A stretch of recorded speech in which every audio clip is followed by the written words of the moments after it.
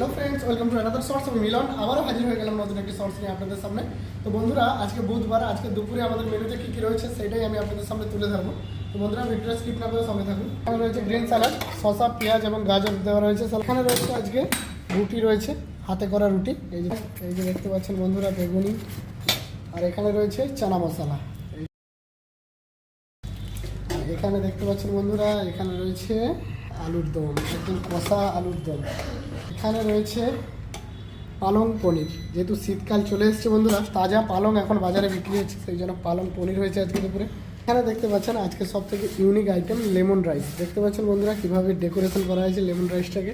আর এখানে রয়েছে চিকেন কষা, লাল লাল ঝাল ঝাল চিকেন কষা। আর এখানে রয়েছে টমেটোর চাটনি, শেষে রয়েছে পাঁপড় ভাজা। তো এই ছিল আজকের ভিডিও বন্ধুরা। ভিডিওটি কেমন লাগলো প্লিজ কমেন্টে জানাবেন। দেখা হবে পরবর্তী কোনো একটি শর্টসে। ভালো থাকবেন, সুস্থ থাকবেন, টাটা।